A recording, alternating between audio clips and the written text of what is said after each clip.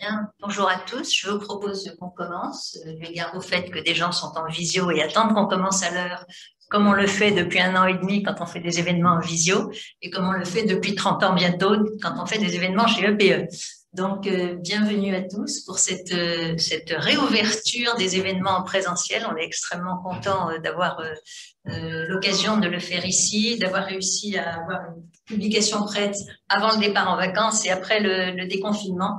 Donc, il faut profiter des bonnes choses. Et merci à tous d'avoir fait l'effort, d'être venus en présentiel également pour pouvoir échanger sur un sujet qui est extrêmement un petit peu rebattu d'une certaine façon, parce que l'économie circulaire, ça fait longtemps qu'on en parle, mais justement, on en parle différemment et on parle d'autre chose que d'un simple recueil de bonnes pratiques.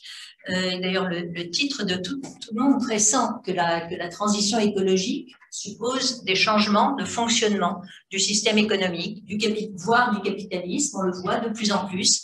Et l'intérêt du travail des membres de PE le montre précisément dans le domaine de l'économie circulaire. Alors, constatant la difficulté de la circularité, puisqu'on voit bien que l'économie circulaire augmente, mais elle augmente lentement, elle stagne parfois, la commission ressources de PE, après son travail sur les indicateurs de l'économie circulaire qui est paru en 2018, s'est penchée sur les succès, sur les opérations qui marchaient, et elle a constaté que bien souvent, ces opérations, il y avait en fait une différence avec le cours normal des métiers, et cette différence, le plus souvent, c'était des opérations partenariales. Et effectivement, elle a décidé, ayant fait cette remarque, se poser la question de pourquoi, et elle a décidé de consacrer un cycle de travaux de la commission ressources à ce thème, cycle présidé par Rachel Colbé, directrice développement durable de InVivo, qui est le plus grand groupe coopératif français, et donc auquel ont participé tous les membres de PE. Alors, le travail d'un cycle commence toujours par une exploration de l'existant, et dans cette exploration, on a rencontré la chaire économie circulaire ESCP Deloitte étant également membre de PE, et c'est ainsi qu'est né un partenariat entre nous pour conduire cette réflexion ensemble, à la fois avec beaucoup d'exemples, beaucoup d'illustrations, mais aussi avec un soutien théorique, une analyse dont on va évidemment vous faire part et qui donne l'originalité de cette nouvelle publication. Alors, le programme de cette soirée est destiné à vous donner envie de la lire. D'abord, on a le très grand honneur et plaisir d'accueillir Florent Ménégo, qui est à distance, mais en live, et qui nous fait l'honneur de sa présence sur ce sujet. Nous avons ensuite une table ronde, rassemblant bien sûr Rachel Colbé-Semoun, présidente de la commission sur ces 3 dernières années, et puis des experts de plusieurs membres, Veolia, Séché Environnement et Vinci. Et puis, évidemment, Valentina Carbone, qui est la directrice adjointe de la chaire ESCP Économie circulaire, chaire ESCP de boîte Économie circulaire. Ensuite, Benoît Gallo, qui est maintenant responsable du sujet dans l'équipe de PL, nous présentera la publication. Et puis, vous aurez la parole avant d'avoir un cocktail dans les règles sanitaires, mais quand même pas un cocktail assis. On va expérimenter, on redécouvre la vie. J'en viens donc au vif du sujet et en particulier à Florent Ménégo, président donc, du groupe Michelin. On dit presque avec le sourire que la circularité est dans l'ADN du groupe Michelin. Je ne suis pas la première à vous faire cette jolie blague. Mais peut-être pour cela, après tout, vous avez été quand même un des tout premiers, un des vraiment pionniers dans l'économie circulaire, à la fois avec les multiples vies des pneus avec également l'économie de fonctionnalité qui était, il y a 10-15 ans, quand vous avez commencé, extrêmement pionnière et que vous avez poursuivi. Donc, est-ce que vous seriez d'accord pour dire que les partenariats sont l'un des fondements de l'économie circulaire? Est-ce que ça correspond à votre expérience? Oui, tout à fait. Merci, Claire. Oui, donc Michelin a très tôt eu conscience de l'importance de l'économie circulaire et de la nécessité de s'appuyer sur les partenariats pour en tirer la quintessence. Alors, ça démarre au milieu du siècle dernier où on engage, notamment avec tous nos circuits de distribution, un peu partout dans le monde, pour les pneumatiques, pour les gros engins, ce qu'on appelle le rechappage, c'est-à-dire la capacité à recharger des bandes de roulement sur une carcasse de pneumatique usée. Le premier élément de la circularité, c'est finalement de réduire la consommation. Aujourd'hui, à peu près, une autre façon de traiter la circularité, c'est de faire en sorte que les pneus en fin de vie soient collectés. Aujourd'hui, dans le monde, 80% des pneus que nous fabriquons sont collectés partout dans le monde. Et nous avons compris cette nécessité vitale de participer et de travailler avec tous nos concurrents sur la collecte et la valorisation des pneus en fin de vie. Dès 2003, en France, par exemple, nous avons créé la société Aliapur, qui est une société de collecte et de valorisation des pneus en fin de vie, dans laquelle tous nos concurrents participent. Cette approche existe maintenant dans plus de 50 pays. Et c'est au cœur de l'ADN de Michelin, comme vous l'avez précisé, Claire. Notre approche est vraiment de gérer ce qu'on appelle le tout durable chez nous, c'est-à-dire l'équilibre constant entre trois dimensions indissociables de notre point de vue, qui sont la dimension personne, la dimension planète et la dimension profit. Ça, c'est ce qui guide tout ce qu'on fait dans notre stratégie. Et la coopération avec les partenaires et d'autres acteurs est absolument clé et sont absolument clés pour réussir. Nous favorisons une approche en écosystème dès que cela permet l'option et que cela permet de faire émerger l'option la plus efficace. Et nous le faisons dans de nombreux domaines. Alors, on va citer un écosystème, par exemple, qui n'a rien à voir avec notre métier, cœur, qui est la fabrication de pneumatiques, qu'on appelle l'écosystème Moving On. Moving On, c'est la promotion d'une mobilité plus durable, donc plus de mobilité pour plus de monde, avec beaucoup moins d'impact. Et c'est un lieu de co-construction et de co-innovation entre différents partenaires. Et donc, j'ai le plaisir, par exemple, cette année, de diriger cet écosystème avec 10 CEO de compagnies complètement différentes.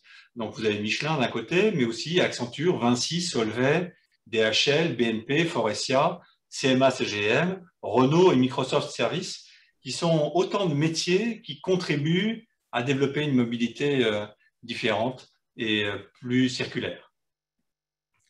Alors, justement, est-ce que vous arrivez dans l'ensemble de ces métiers à faire non seulement prévaloir l'économie de fonctionnalité, mais aussi en tirer des conséquences sur certains des indicateurs de l'économie circulaire qui sont la baisse de consommation de matières neuves ou le changement de consommation de matière ou la réduction du nombre, alors en termes de voitures, ça peut être la réduction du nombre de véhicules ou du nombre d'équipements pour une meilleure utilisation. Est-ce que c'est des choses que, avec ces partenariats, vous arrivez à concrétiser?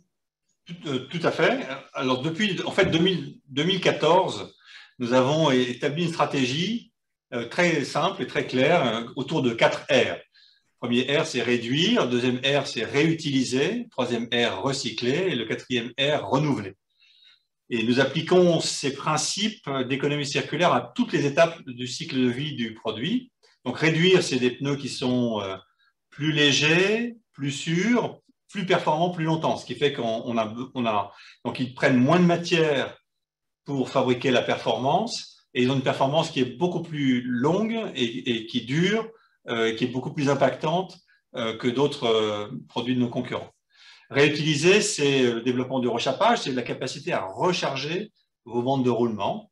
Recycler, c'est tout ce qu'on vient d'évoquer avec la collecte et la valorisation. Et puis renouveler, c'est l'utilisation de matériaux d'origine biosourcée ou recyclée dans nos pneus. Nous avons établi une cible à 100% de nos produits, de tous nos produits, qu'ils soient pneus ou non pneus, à l'horizon 2050, avec un passage à 2030 avec 40% dans nos produits. Alors, je peux vous citer quelques exemples. On a par exemple un démonstrateur industriel d'un projet qu'on appelle Bio Butterfly, qui essaye de reconstituer dans une mini-usine, de produire du butadiène à partir de bioéthanol. Et donc, on prend des déchets végétaux qu'on transforme pour fabriquer la matière première qui va nous être utile pour fabriquer du caoutchouc synthétique. Donc ça, on le fait en partenariat avec 3 acteurs. Axens, qui a l'expérience d'industrialisation et de commercialisation de nouvelles technologies.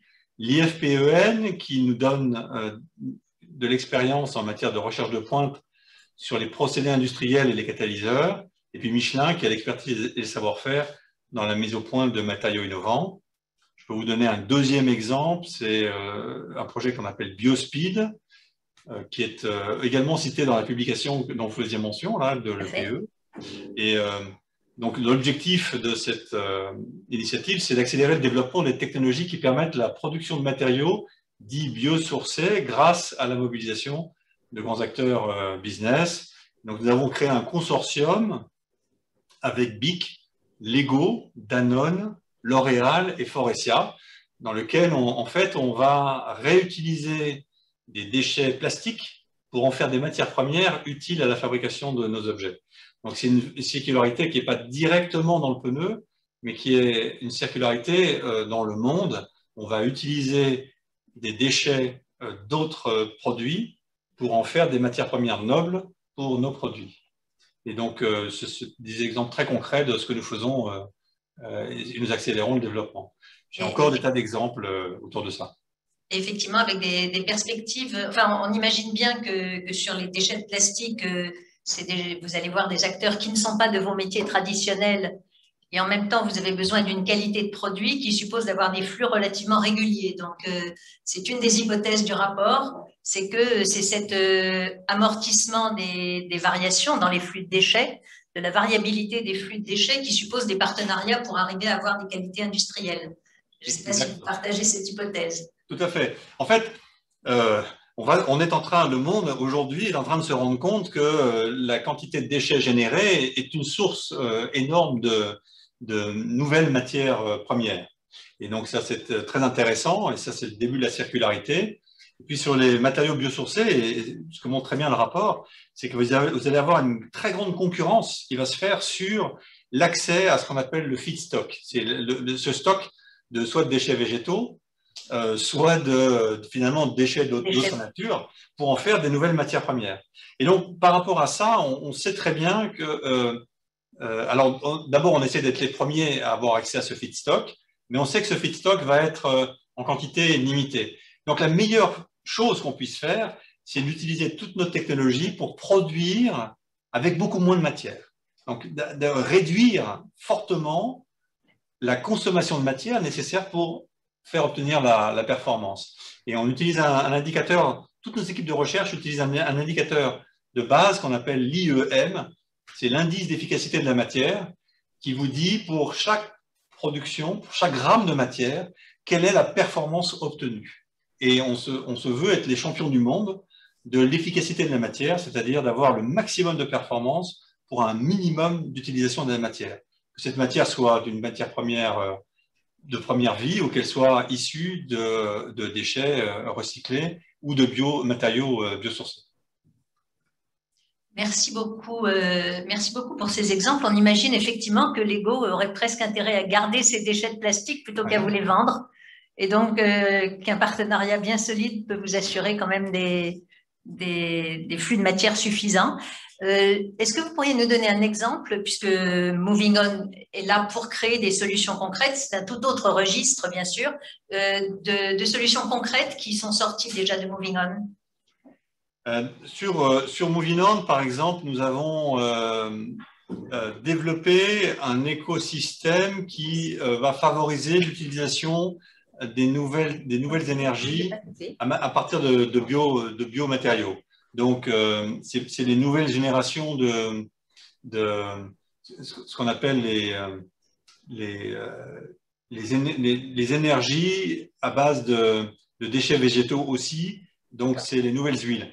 Alors, par exemple, concrètement, les avions de Michelin, maintenant, utilisent pour 40% dans leur carburant, c'est 40% de cette nouvelle génération de matériaux de type d'énergie à base de biomatériaux. De biokérosène. De kérosène, voilà, c'est du biokérosène en fait, c'est ça. C'est du gaz liquide obtenu à partir de déchets végétaux. Ça, c'est un exemple concret, mais on a aussi le développement de nouvelles générations de voiles qui iront sur les paquebots. On travaille aussi sur des systèmes d'information qui vont permettre de mieux gérer les flux au niveau mondial. J'étais justement, avant notre conversation, en train de discuter d'un projet de traçage grâce à un partage de données avec nos principaux concurrents, de de pouvoir déterminer quelles étaient les routes à utiliser pour l'approvisionnement en caoutchouc naturel dont nous avons besoin à travers le monde, utiliser les routes qui consomment le moins, qui ont le moins d'impact CO2. Voilà, donc ce sont des tas d'exemples, et en fait, on a des centaines d'exemples comme ça à travers Movieland, de choses très concrètes où les entreprises travaillent ensemble pour développer des nouvelles solutions. En effet, je fais une toute petite diversion parce qu'à propos de routes maritimes économes en CO2, on espère quand même qu'elles ne vont pas prendre trop les routes du Nord et de l'Arctique, mais au nom de la biodiversité, mais vous ferez certainement ces arbitrages magnifiquement. En fait, on les a déjà faits. On a déjà indiqué qu'on ne travaillait pas avec des compagnies qui utilisaient la route Nord. Parfait. Merci beaucoup. Je vais pas vous prendre beaucoup plus de temps. Je crois que je vais peut-être vous demander un petit mot de conclusion et ensuite on va passer à notre table ronde avec d'autres exemples. Mais en tout cas, ce que vous nous dites nous laisse penser que l'économie circulaire, dans votre cas, est particulièrement créatrice de valeur, créatrice d'innovation, appréciée des clients. Tout à fait. En fait, est-ce que les marchés sont là aussi enfin... Oui, les marchés sont là, l'appétence des clients est là, la technologie nous permet de faire des choses incroyables. Il faut avoir une vision optimiste. Nous, on a une vision extrêmement optimiste du monde dans lequel on est projeté. Grâce à la technologie, au génie humain, on va trouver un nouveau chemin pour obtenir de la croissance qui soit compatible avec la croissance de la population au niveau mondial. Merci beaucoup, Monsieur le Président. Et on va donc poursuivre notre exploration de ces partenariats qui ont été étudiés dans le cadre de la commission. Et donc, je vais appeler à notre tribune. Merci beaucoup, Monsieur Ménégo, et donc à très bientôt. Oui, à bientôt. Donc, Rachel Colbé-Semoun, directrice développement durable de Vivo, et qui a présidé à la commission pendant tous ces travaux. Pierre-Yves Burlot, directeur développement durable de Séché Environnement. Karine Kroos, directrice du développement durable de Veolia, et Isabelle Spiegel, qui sera avec nous à distance. Et donc, et puis Valentina Carbone, qui parlera ensuite pour justement expliquer comment ces différents cas concrets ont nourri une réflexion sur les modes de gouvernance des différents partenariats ou de ces partenariats de l'économie circulaire, donc en se penchant sur ces spécificités du secteur. Je crois que vous êtes effectivement assez éloigné pour pouvoir, si vous êtes vacciné, enlever vos masques. Et donc, je vais donc donner d'abord la parole à Rachel, à la fois sur la présidence de la commission ressources qu'elle a assurée avec déjà un premier travail qui était sur précisément ce que disait, j'étais intéressée d'entendre Florent Ménégo parler de la rareté de ces ressources renouvelables, parce que c'était le sujet de la première publication qui s'appelait La ruée vers l'or vert, que vous pouvez toujours trouver sur le site BE, bien sûr, mais également sur ce sujet des partenariats de l'économie circulaire, et qui a un très bel exemple dans la publication. Merci beaucoup, Claire, et je suis ravie d'être là avec vous pour partie en physique et puis aussi à distance. Et en effet, c'est vrai que EPE, ils ont plusieurs commissions différentes et souvent on pense plus immédiatement peut-être au changement climatique ou à la biodiversité. Mais la commission ressources, pour moi, c'est quand même, on va dire, à la croisée de tout ça. Parce que cet enjeu de ressources, il s'agit d'utiliser des déchets, c'est aussi la manière qu'on va travailler avec les ressources naturelles. Et donc, moi, étant directrice RSE du groupe Envivo, où nous sommes donc particulièrement impliqués dans tout ce qui est la production végétale, que ce soit dans l'agriculture ou aussi dans la jardinerie, on se rend compte à quel point ces ressources sont vitales.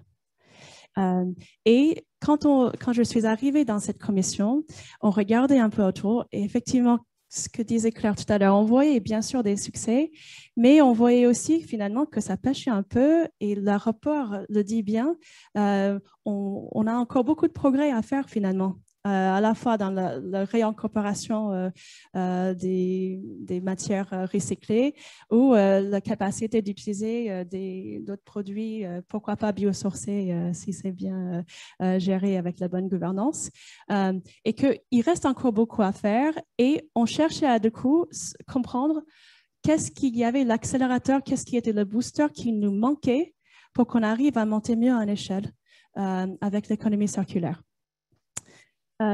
Et donc, ces clés de succès, c'est vrai qu'on s'est rendu compte très vite, et ça a déjà été bien expliqué, que c'est vraiment la manière qu'on arrive à travailler ensemble.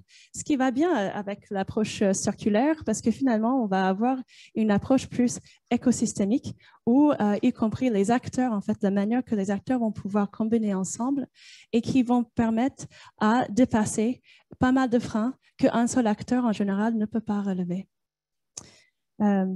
Et d'ailleurs, soit dit en passant, c'est bien le 17e objectif de développement durable. Donc, on voit qu'il y a quand même dans les esprits internationaux qu'il y a un intérêt d'arriver à avoir ce travail ensemble. Mais ce qui est aussi intéressant, je pense, c'est à quel point il faut une approche territoriale pour qu'il y ait toujours ce bout de pragmatisme dans la capacité de maîtriser les différents flux et pouvoir avoir des systèmes qui sont viables et qui peuvent aussi permettre d'avoir une échelle qui reste dans le temps. Et c'est pour ça que c'est aussi important pour nous dans l'agriculture. L'agriculture a toujours été impliquée finalement dans une approche circulaire depuis la nuit du temps. En fait, on cite souvent l'agriculture comme un des secteurs qui va rien perdre. Et classiquement, on sait que souvent, on va utiliser les coproduits déjà pour la nutrition animale, mais après, ça peut aussi être utilisé pour l'énergie, sans parler de tous les autres bienfaits de ce qui peut être biosourcé.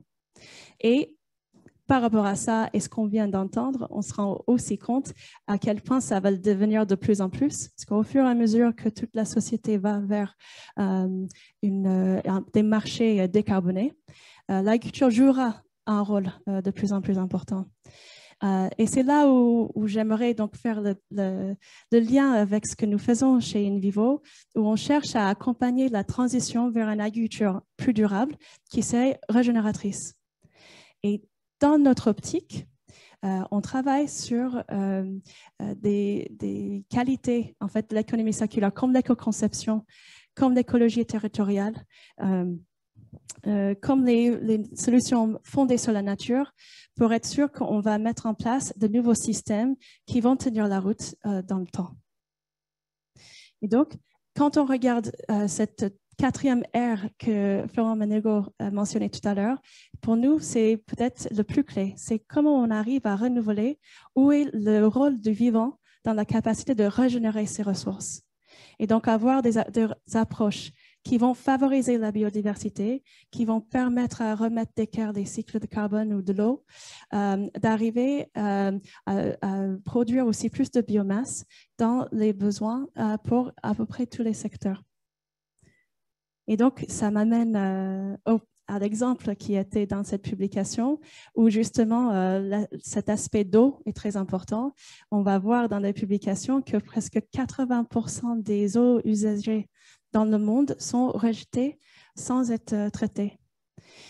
Et donc, un des partenariats que je peux mettre en exergue, c'est que AgroSolutions, notre cabinet agro-environnement, travaille avec Veolia, avec cet environnement, pour voir comment on peut mieux diagnostiquer et modéliser là où il y aurait éventuellement des pollutions d'eau qui sont liées à l'agriculture, et puis faire une rétro-engineering pour qu'on change les pratiques agricoles pour très en amont, agir sur la manière qu'on va finalement améliorer cette ressource en eau.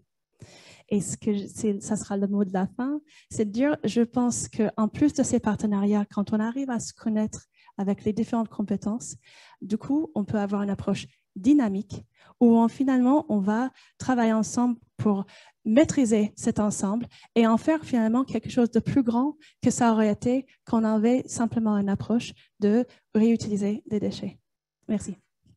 Merci beaucoup, Rachel. Effectivement, l'agriculture est habituée à raisonner sur le petit cycle de l'eau, le grand, et le fait d'avoir cette action en amont doit être, est une des conditions finalement pour adapter, pour permettre d'avoir une meilleure qualité ou moins de traitement. Enfin, l'équilibre ou un traitement plus facile et moins coûteux pour les consommateurs.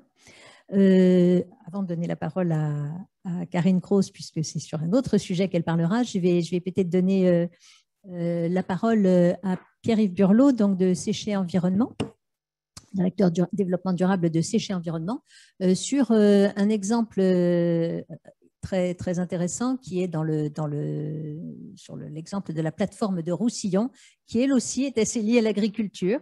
D'ailleurs, on va voir que au moins 3 des 4 exemples qu'on va donner cet après-midi sont finalement liés à l'agriculture où justement on a cette circularité entre des activités industrielles et des activités agricoles. Merci Claire. Bonjour à tous. Merci à EPE pour son invitation. Effectivement, Séché Environnement, quelques chiffres, acteur de l'économie circulaire en France et internationale, une ETI, 5000 collaborateurs, dont la moitié en France. On a différentes implantations sur le territoire français, dont effectivement le site de Salaise-sur-Sanne, au bord du Rhône, sur lequel nous travaillons depuis maintenant plus de 30 ans, via notre filiale Trédi. Alors Trédi, c'est le spécialiste des déchets dangereux pour le groupe Séché Environnement, et il a la particularité d'être voisin d'un groupement d'intérêt économique, Osiris, qui est une plateforme chimique située effectivement au bord du Rhône. Cette plateforme chimique a différents besoins, notamment dans le traitement des déchets, notamment en termes de consommation d'énergie. Et notre filiale, Trédi, a réussi à tisser ces liens depuis sa création pour répondre à ces attentes. On a commencé effectivement par une activité de traitement de déchets dangereux principalement. Puis on passe à une nouvelle phase qui est la phase de valorisation de l'énergie liée à ce traitement. Et l'énergie qu'on produit du coup sur le site de Trédi permet de répondre aux besoins de la plateforme. On alimente cette plateforme depuis maintenant 3 ans. On va doubler nos livraisons de chaleur cette année. On a une inauguration d'ailleurs la semaine prochaine. Cette chaleur donc, permet de répondre effectivement à un besoin énergétique, mais permet surtout de décarboner la production de la plateforme Osiris. Aujourd'hui, cette chaleur, c'est une chaleur fatale qui a une qualité qui est d'être verte, et elle vient en substitution de combustibles fossiles, que ce soit charbon ou gaz. Et donc, on offre un réel levier de décarbonation de l'activité industrielle grâce à ces nouvelles livraisons de chaleur. Et donc, économie circulaire, climat, biodiversité également, puisque moins de consommation d'énergie fossile, donc de ressources fossiles. Et donc, effectivement, moi, je me retrouve beaucoup dans ce qui a été dit. Aussi un ancrage très territorial, puisqu'on répond réellement aux besoins d'acteurs très locaux, en l'occurrence nos voisins. On a aussi des liens avec l'agriculture. Claire en parlait, notamment parce que cette chaleur, on en a encore. Elle peut répondre à encore de nouveaux besoins sur le territoire. Cette zone est fortement agricole et elle pourrait être utilisée pour chauffer des serres, par exemple. Et là encore, sur une énergie qui est bas carbone par rapport à des alternatives fossiles. Donc, économie circulaire, c'est aussi décarbonation de l'industrie, décarbonation de l'agriculture, décarbonation des territoires. Et donc, les acteurs historiques du déchet, maintenant de l'économie circulaire, sont pleinement engagés dans ces transformations. Alors, moi, j'avais quand même une question. On comprend que la plateforme, elle existe depuis 30 ans. Osiris ne doit pas être une usine toute neuve non plus. Et donc, ça veut dire que la chaleur fatale était en fait plus chère que la chaleur fossile utilisée par Osiris, puisque c'est seulement récemment qu'on a pensé que, tiens, finalement, il y a de la chaleur fatale qu'on pourrait réutiliser. Donc, est-ce que c'est un problème d'investissement? Est-ce que c'est un problème on ne voulait pas se parler entre voisins parce que l'indépendance stratégique industrielle, c'est important? Enfin, je veux dire, pour quelles raisons ça n'a pas été fait plus tôt? Principale raison, Claire, c'est ce que vous avez identifié dès le début, c'est le rationnel économique. Aujourd'hui, notre chaleur a l'avantage d'être décarbonée. Il faut néanmoins aller la chercher. C'est-à-dire qu'il faut aller investir dans des récupérations de chaleur, ensuite dans un réseau pour aller alimenter les industriels.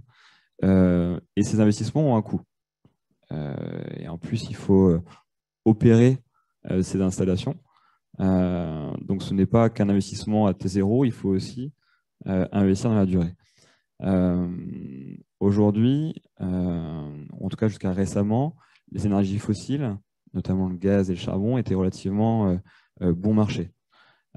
Et donc, ces questions étaient vite écartées, puisqu'il était plus simple de faire appel à des énergies fossiles. On sent un vrai changement depuis moins de 5 ans, avec une prise de conscience des industriels de la nécessité de se décarboner, et également en parallèle une pression de plus en plus forte sur les émissions carbone et les investissements qu'on pourrait considérer comme brown. Et donc, on voit de plus en plus d'industriels et même de collectivités qui viennent toquer à la porte de nos sites pour nous demander si on a de la chaleur résiduelle qu'on peut leur livrer justement pour décarboner tout ou partie de leur consommation. Donc là, on voit un changement. On aimerait toujours que ce soit plus rapide. Puisque ça prend du temps. C'est eux qui viennent. Mais au moins, c'est eux qui viennent. On n'est plus à frapper à la porte sans qu'on nous ouvre. On était considérés comme effectivement peut-être des pionniers avec un peu trop d'ambition au début. Là, les gens se rappellent de nous en pensant qu'on avait peut-être une bonne idée. En tout cas, qu'elle devient de plus en plus mature. Donc là, c'est une bonne chose.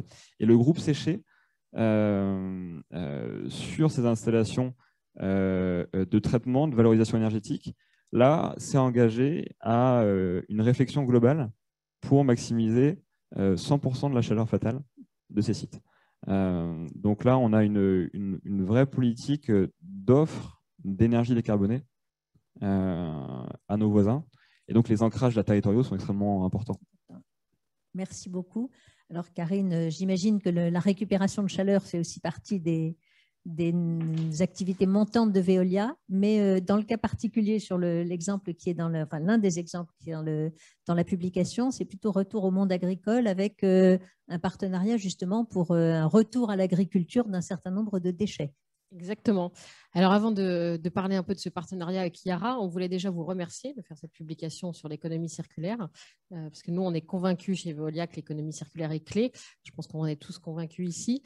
On a 3 métiers chez Veolia qui sont l'eau, les déchets et l'énergie. Dans chacun des métiers, on fait de l'économie circulaire, parce que même sur l'eau, évidemment, on fait de la réutilisation d'eau usée dont on a parlé tout à l'heure. Donc, nous, on en est convaincus. On est tellement convaincus qu'on a mis dans notre raison d'être en 2019. Notre ambition, c'est de ressourcer le monde, donc de préserver les ressources, ce que disait M. Ménégo, et de les renouveler. Donc, il y a vraiment les deux aspects, limiter la ponction de nouvelles ressources et les renouveler. Donc, ça, on en est convaincus. On en est convaincus parce qu'on pense que ça apporte plein d'avantages à l'économie, des avantages pour les industriels, parce qu'il y a un sujet, en effet, de rendre l'économie circulaire abordable à un prix compétitif. Mais une fois que c'est le cas, pour un industriel, il se prémunit contre le risque de pénurie de matières premières, contre le risque de volatilité des prix. Donc, il y a un vrai avantage industriel à l'économie circulaire. Il y a un avantage écologique dont on parle assez peu, mais qui est aussi un avantage d'utiliser des matières premières recyclées. On aime bien prendre l'exemple des bouteilles de plastique. Si vous avez des bouteilles de plastique recyclées, que vous faites à partir de plastique recyclé, ça émet 70% de gaz à effet de serre de moins que si vous faites du plastique à partir de produits pétroliers. Donc, il n'y a pas que le côté économie circulaire, ça conduit aussi à moins d'empreintes environnementales. Un autre exemple qui fait partie des partenariats Veolia, c'est le recyclage de batteries électriques, qui évidemment est un sujet qui va monter dans les années qui viennent. Quand on recycle une batterie électrique, ça permet d'en extraire les métaux rares, dont le lithium. Et le lithium, quand on cherche à prendre du lithium, on va dans les lacs salés en Afrique, où on ponctionne du lithium et on détruit la biodiversité. Donc là aussi, il y a une empreinte climatique très forte. Si on prend du lithium recyclé, ça évite d'aller nuire à la biodiversité dans certains pays. Et puis, il y a une empreinte locale, territoriale, dont on a tous parlé. Il y a des chiffres qui sont évidemment colossaux sur le nombre d'emplois que va créer l'économie circulaire. Donc voilà, donc nous, on est vraiment tout ce qui peut continuer à promouvoir l'économie circulaire avec des modes opératoires. Voilà, on est vraiment très content parce que vous, c'est vraiment le mode opératoire. C'est ce qui est intéressant dans cette publication, c'est de voir ce qui marche ou ce qui marche un peu moins bien en termes de partenariat. Et donc voilà, pour en venir aux exemples Veolia, nous, on a eu un peu 3 phases de partenariat. La première, c'est les partenariats locaux pour implanter une activité, pour créer de l'emploi. Donc ça, c'était le partenariat le plus classique en matière d'économie circulaire. C'est un des partenariats qui est dans la publication avec Ecosphère, mais c'est toute une série de partenariats qu'on a avec notamment les acteurs de l'économie sociale et solidaire pour créer des emplois locaux, des gens qui trient. Donc c'est vraiment la première, un peu chronologiquement, le premier type de partenariat. Le deuxième, c'est celui dont parlait M. Ménégo, c'est avoir une sécurisation des volumes, parce que l'économie circulaire, ça coûte cher. Donc nous, évidemment, on investit dans la technologie si on est sûr d'avoir suffisamment de volume à traiter. Donc ça, on a toute une série de partenariats. Là aussi, il y en a un qui est dans la publication, qui est Osilub. C'est du recyclage d'huile usagée, et c'est un partenariat avec Total, où Total nous garantit un volume d'huile usagée, d'huile de moteur à recycler, et nous, on fait le recyclage. Donc ça, c'est vraiment très important. Ça fait partie de toute une série de nos partenariats d'avoir un volume suffisant pour après avoir la mécanique de l'économie circulaire. Et puis là, on en arrive au plus intéressant, c'est les business models de demain. C'est les partenariats qui nous permettent de réfléchir, d'inventer de nouveaux modèles. Parce que c'est ce que dit le président de PE, Jean-Laurent Bonnafé, dans son introduction. L'économie circulaire, c'est des nouveaux modèles. Donc évidemment, ce n'est pas comme l'économie linéaire. On a besoin d'être plusieurs pour réfléchir. Et donc ça, c'est vraiment nous les partenariats qui nous intéressent le plus, parce qu'on confronte des points de vue de grandes entreprises, de petites, d'acteurs de l'ESS, d'ONG, parfois, enfin vraiment des acteurs assez différents. Donc voilà, c'est là où on a le partenariat avec Yara, qui est mentionné dans la publication.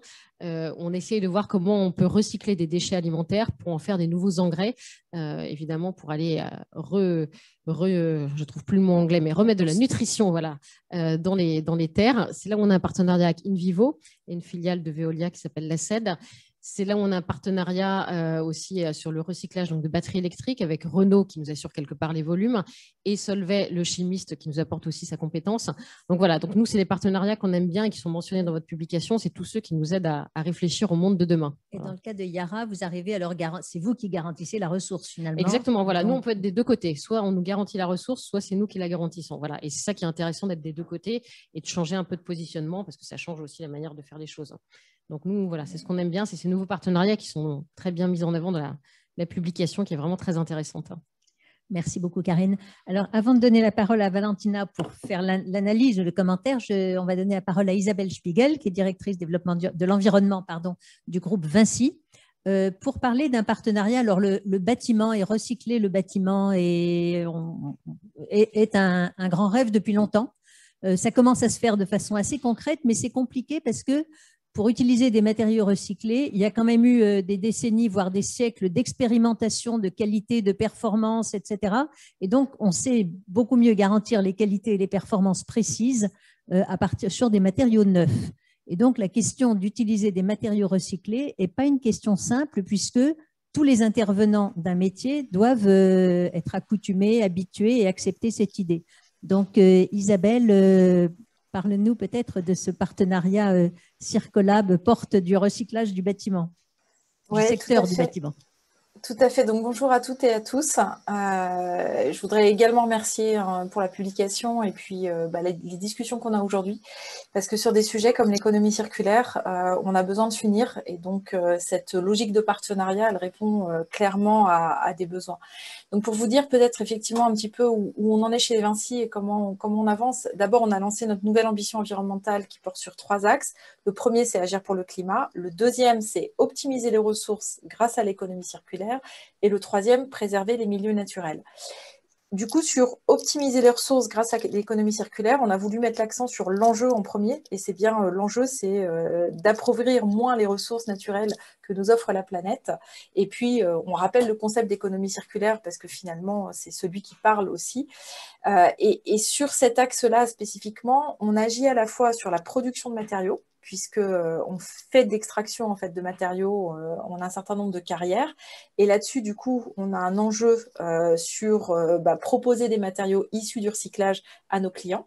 Et là, on a deux leviers. C'est un, d'augmenter la quantité de matériaux recyclés qu'on propose du coup pour nos propres chantiers et pour nos clients. C'est toute la démarche qu'on appelle Granula Plus chez nous. Et on a un objectif de doubler en fait la part de matériaux recyclés. Et il y a un enjeu de diversifier les usages du matériau recyclé. Donc là où c'est usuel, on va dire, et classique, parce qu'on a 25-30% à peu près de matériaux recyclés dans les routes, en sous-couche routière, mais depuis longtemps, on va sur des usages qui sont de mettre du granulat et du sable recyclé dans les bétons pour la construction en fait. Donc, on crée du matériau recyclé, on va dire noble et suffisamment pour faire tenir des structures de bâtiments. Donc c'est ces deux jalons-là. Ensuite, le deuxième niveau, c'est de l'éco-conception, c'est-à-dire que dans notre rôle de metteur en œuvre de matériaux, c'est effectivement d'aller chercher des matériaux qui sont recyclés. Donc là, pour le coup, le siège social de Vinci nouveau qui s'appelle l'Archipel, dans lequel on va emménager en fin de cette année, qui est construit à la Défense, a toute une partie qui est faite avec du béton recyclé. Donc non seulement on la produit, mais en plus, derrière, dans notre rôle, on va dire, à la fois de promoteur immobilier et de constructeur, on le met en œuvre, déjouant, on va dire, les contraintes assurantielles, normatives, etc., pour réussir à le faire tenir et à le mettre en œuvre. C'est aussi une logique de mettre en œuvre des matériaux issus du réemploi. Donc, effectivement, c'est le but. Donc, on est par exemple aussi dans un collectif, le Booster du réemploi, où l'idée, c'est vraiment d'être sûr qu'on ait de la demande. Donc, où chaque membre de ce collectif va s'engager à avoir 5 projets par an dans lesquels on va mettre en œuvre des matériaux issus du réemploi. Parce que sinon, je dirais qu'un des freins qu'on a, c'est qu'on sait faire techniquement. On n'a pas forcément toutes les conditions pour rendre possible en fait cette belle histoire de l'économie circulaire. Et puis notre troisième niveau d'action, c'est bien sûr sur les déchets, puisqu'on génère des déchets, que ce soit celles directement des chantiers, et donc là on travaille dessus, on a des offres autour de Waste Marketplace par exemple, qui visent à optimiser la gestion, à trouver en fait pour les chantiers au niveau local, on va dire, les bonnes filières de valorisation, et avec un objectif de 100% de valorisation, mais on n'y est pas encore tout à fait. On a l'exemple de la ressourcerie du BTP, où je dirais qu'on boucle entre des actions de démolition chez nous et donc de curage des bâtiments. Finalement, on se retrouve avec des quantités de matériaux qui peuvent être réemployés. Et puis, on a la demande dont j'ai parlé juste avant. Donc, finalement, cette ressourcerie du BTP, c'est un jalon logistique, par exemple, qu'on a mis en œuvre. Mais tout ça, ça ne suffit pas effectivement à soi-même, même si on a plusieurs activités, donc plusieurs maillons des filières. Ce qui, bien souvent, en fait, un des freins qu'on garde, c'est techniquement, on sait faire, et en tout cas, on peut innover, etc., et aller plus loin sur des enjeux techniques. Ce qui manque, c'est vraiment de déjouer un certain nombre de freins. Et donc, Circolab, c'est vraiment une initiative partenariale créée depuis 2 ans, depuis 2018, qui réunit 70 acteurs de la filière de des filières de la construction, on va dire, pour à la fois lever les freins. Donc, il y a un certain nombre de publications qui sortent et on discute sous forme de groupe de travail sur des freins. J'ai mentionné les freins assurantiels, par exemple fiscaux. Voilà, c'est mis autour de la table. On a sorti un guide méthodologique du réemploi pour se dire qu'est-ce qui est faisable, pour quels usages, comment fonctionner, comment aller chercher aussi les maillons logistiques, etc. On a créé des cahiers des charges d'un diagnostic ressources. Donc ça, c'est vraiment l'opération de démolition et de curage des bâtiments. Se dire finalement, le bâtiment, c'est aussi des matières secondaires quand on doit le démolir. Donc à partir de là, comment on fait un diagnostic de ressources, l'utilisation du BIM, donc le Building Information Modeling, qui peut être vu comme une traçabilité de matériaux mis en œuvre dans le bâtiment. Donc finalement, comment on avance là-dessus. Et puis également, juste des questions d'évaluation du bénéfice, ou des bénéfices plutôt du réemploi. Et ça, en fait, c'est possible parce que c'est un collectif, c'est du partenariat et que chacun s'engage à avoir des opérations pilotes. Donc, on met vraiment en commun les savoir-faire des uns et des autres et on se dit il faut qu'on booste effectivement et qu'on crée les conditions pour mettre en œuvre correctement l'économie circulaire. Donc là, effectivement, on voit un partenariat de nature très, très différente de ce qu'on a vu avant, où c'était quelques acteurs qui se mettent ensemble sur un projet. Là, c'est toute une filière avec ses nombreux étages de compétences et de préoccupations. Et c'est ce qui nous a interpellés quand on a vu toute cette diversité de partenariats. Et c'est pour ça qu'on a apprécié l'analyse qu'ont faite donc Aurélien Haquet et Valentina Carbone et de des différents partenariats et d'une réflexion sur leur gouvernance. Donc Valentina, donc directeur. Merci beaucoup Claire. Merci beaucoup. Déjà, j'en profite pour vous dire bienvenue. Vous êtes quand même dans notre école, donc je suis ravie de vous accueillir ici. Mais pour une organisation agile, je prends la parole que maintenant. Et en fait, en écoutant ces premières interventions, j'ai une espèce de auto-réflexion. En fait, je me dis qu'on ne fait que pratiquer nous-mêmes cette logique partenariale aujourd'hui même, ici. On a des entreprises, on a nous les chercheurs, on a nos doctorants qui sont par là, on a quelques étudiants et en fait, on a des institutionnels aussi qui participent souvent à ces événements. Donc en fait, on aurait pu être l'un des cas qu'on pouvait ajouter à notre rapport et de façon similaire, nous, on vient de rentrer d'une semaine au château de Cerisy où nous avons co-organisé avec l'école des mines, école d'ingénieurs, avec Veolia, avec La Poste, RATP, on a co-organisé une semaine sur les imaginaires et les pratiques de l'économie circulaire. Donc, nous voilà encore une fois dans un exemple de démarche absolument écosystémique au sens où on a besoin de ces multiples compétences pour essayer d'avancer dans cette utopie. Et si on veut que ça devienne aussi une réalité, il faut réunir nos forces. J'ai été aujourd'hui chargée effectivement de vous restituer un peu notre apport à cette étude. Et en fait, c'était le fruit d'une intervention qu'on avait été invité à faire dans le cadre de la commission ressources. Et en fait, avec Aurélien, on était au début de notre aventure chère économie circulaire et on était invité à participer à une instance qui s'interroge sur les partenariats. Et donc, on a mis notre casquette d'académique. Il y a eu des prix Nobel qui sont passés par là, Williamson sur la théorie des coûts de transaction. Nous, on vient plutôt du management stratégique, donc il y a toute une littérature sur les alliances stratégiques entre partenaires, alliances au même niveau ou des alliances un peu moins alliances, je dirais, avec des pouvoirs contractuels et des pouvoirs aussi politiques qui rentrent en jeu. Et donc, on a décidé de s'emparer du sujet et on a commencé à réfléchir, on s'est nourri de tous les cas qui avaient déjà alimenté les différentes séances et la séance même où on a participé. On s'est nourri de nos recherches. Nous travaillons depuis quelques années avec Phoenix dans le gaspillage alimentaire. On s'est intéressé à Philips Healthcare. Donc, on a étudié nous-mêmes de notre côté nos entreprises. Et en fait, nous avons élaboré un peu un modèle qui se veut à la fois un modèle conceptuel, théorique, mais aussi une guide pour l'action, pour tous les acteurs qui décident de mettre en place des projets d'économie circulaire. On partage le postulat qu'on ne fait pas l'économie circulaire tout seul. Et donc, on a quand même essayé d'apporter une certaine granularité aux différentes façons de faire partenariat. Et donc, nous avons identifié, je vais faire simple, hein, vous allez lire, mais je vais vous résumer les 4 modalités que nous avons identifiées dans les différentes façons de mettre en place une gouvernance de ces projets multi-acteurs. Un premier modèle où je dirais le niveau partenarial, il est le plus centralisé. Il y a un grand acteur, donc nous l'avons appelé donc la gouvernance centralisée, où vous avez vraiment un acteur fort, à forte visibilité dans un secteur d'activité. Nous avons pas mal travaillé avec Philips Healthcare, mais par exemple, nous avons vu comment Saint-Gobain a créé l'initiative Placo Recycling, qui maintenant est une forme très partenariale, multi-acteurs, mais au début, c'était une façon de monter effectivement, de chercher cette sécurisation des approvisionnements dont on a tellement parlé.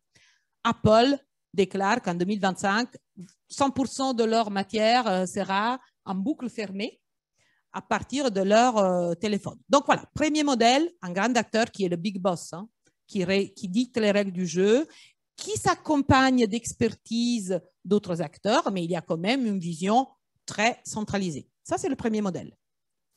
Le deuxième modèle, c'est un peu vraiment les alliances entre pairs. 2 acteurs du même poids, aux actifs complémentaires. Par actifs, j'entends des compétences, des savoir-faire ou des localisations même qui peuvent se prêter à créer des synergies. Et donc là, on voit émerger effectivement une alliance stratégique qui s'inscrit dans la durée. Dans le rapport, nous avons exploré les partenariats entre Suez Environnement et Renault qui ont créé plusieurs joint ventures, mais notamment Indra, par exemple, pour fournir effectivement dans le remanufacturing des voitures des pièces qui seraient récupérées à partir des véhicules en usage. Donc, on a une expertise dans le tri, la sélection et l'extraction de pièces usagées et l'expertise de manufactureurs, de Renault et tout ça. Et donc, dans l'alliance entre pairs, il y a cette... c'est comme dans un mariage. On s'inscrit dans la durée, il y a les avantages, il y a les inconvénients. On reste un peu figé l'un avec l'autre. Donc, après, le divorce, ça peut être douloureux. Donc, ça, c'est un peu les défis, mais aussi l'intérêt de mettre ensemble deux forts acteurs. Après, on a un autre modèle dont on a beaucoup parlé aujourd'hui, c'est ce qu'on a appelé la gouvernance distribuée. Et alors, la gouvernance distribuée, ça me fait penser à la plateforme de Roussillon, ça me fait penser à toute démarche d'écologie industrielle et territoriale, et souvent, c'est dans le domaine agriculture où les démarches symbiotiques et de restauration sont plus diffuses et plus présentes. On ne les appelait pas comme ça, mais elles étaient déjà en place. Mais je pense aussi à d'autres types de démarches qu'on a appris à connaître, comme les démarches qui sont un peu imposées, je dirais, du haut. Et par haut, ça peut être une réglementation. Je pense à tous les éco-organismes. On connaît Citeo, avant c'était Paperec, mais en fait, ces éco-organismes sont un peu une démarche de plusieurs acteurs qui, étant obligés par les REP, par exemple, à prendre en compte les coûts du fin de vie d'un produit, de leur collecte, de leur recyclage, décident de réunir les forces et se mettent ensemble. Mais vous voyez que là, on a d'autres types d'enjeux. On a un enjeu de partage des risques, des coûts, et on a aussi des enjeux politiques qui se mettent ensemble. Qui n'a jamais entendu dire « Ah oui, mais Citeo est piège et victime de la voix de Nestlé plus que des petits… » On l'a tous entendu dire. Et donc, on a là des enjeux politiques qui se manifestent et donc qui peuvent fragiliser ces initiatives à gouvernance distribuée. Donc, la force, c'est qu'on réunit les forces de plusieurs acteurs.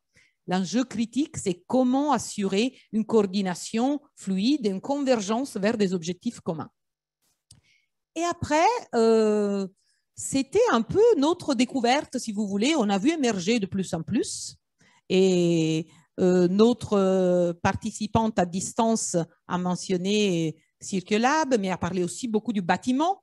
Et là, c'est un secteur où on voit émerger beaucoup de plateformes. Plateformes souvent digitales. Nous avons travaillé avec Phoenix, encore une fois, une entreprise qui crée les liens pour le gaspillage alimentaire via une plateforme digitale. Et là, c'est intéressant parce qu'en fait, on voit non pas souvent ce ne sont pas des grandes entreprises déjà établies, c'est des nouveaux entrants, souvent des entreprises avec une logique start-up qui arrivent et qui s'emparent d'un sujet qui avait été négligé, mais qui voient l'opportunité de créer donc des nouvelles relations entre acteurs. Et donc, born circular. C'est plus facile aujourd'hui de rentrer dans l'économie circulaire parfois sans avoir un peu la dépendance de sentiers qu'on peut avoir les grandes entreprises et tout ça. Et donc, voilà, vous avez ces 4 modèles que nous avons identifiés. Gouvernance centralisée, alliance entre pairs, gouvernance distribuée et gouvernance plateforme. Et dans le rapport, vous verrez, on donne un peu des suggestions ou des précautions. Il n'y a pas le modèle unique, c'est une approche très contingente qu'on propose. Il y a des situations dans lesquelles il y a un modèle qui est préférable à d'autres, avec des précautions à l'emploi, je dirais, avec des risques et des avantages pour chacun des modèles.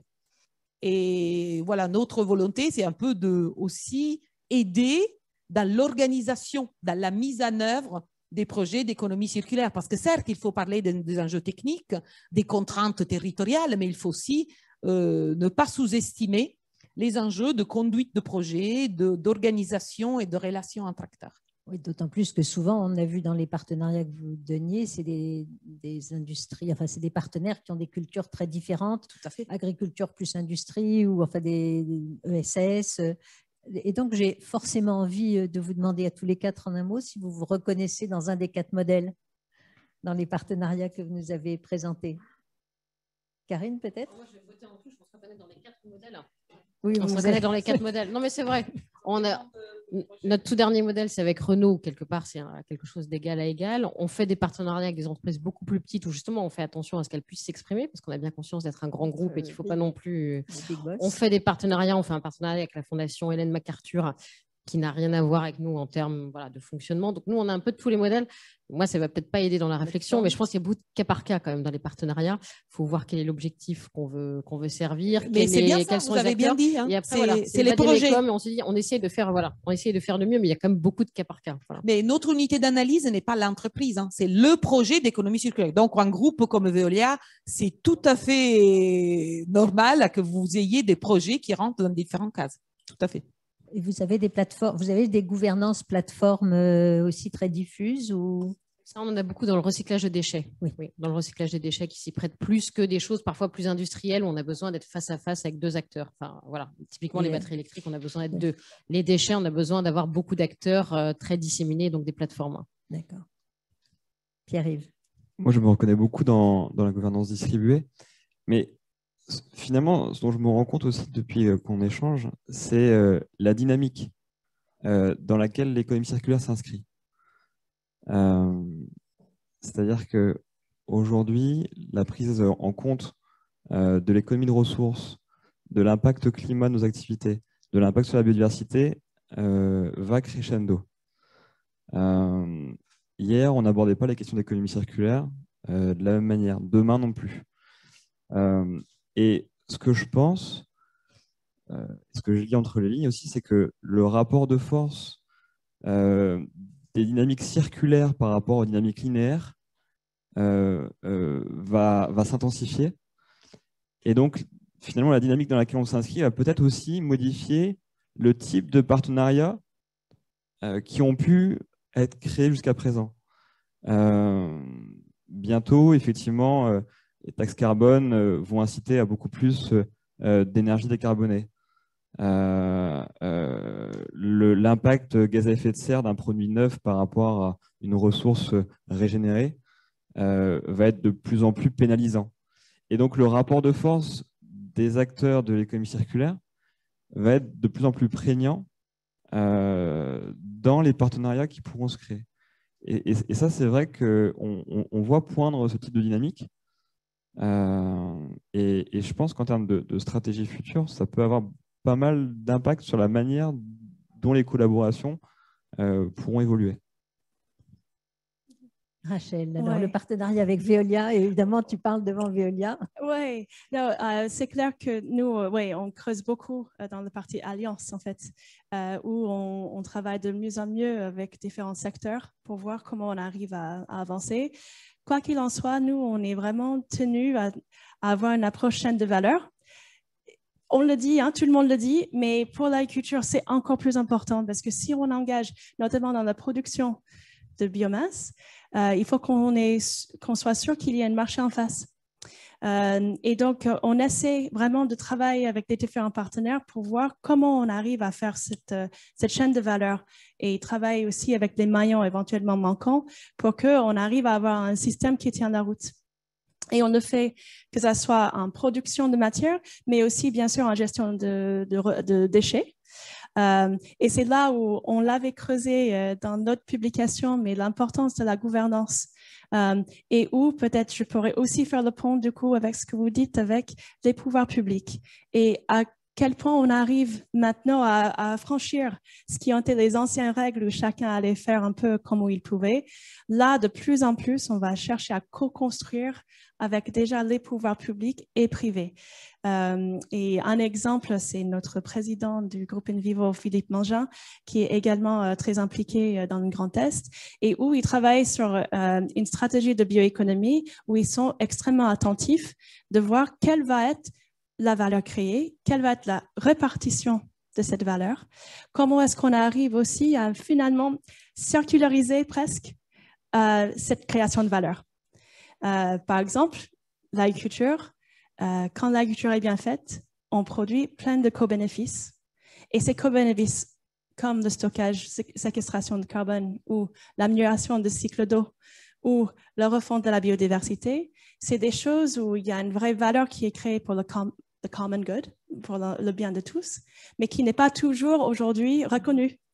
Mais quand on a cette approche vraiment territoriale et d'alliance, où on comprend finalement où sont la création de valeur, où sont les bénéfices utilisés et où finalement il faut cette répartition de cette valeur créée, là, il y a tout un nouveau pan qui s'annonce devant nous dans cette économie circulaire.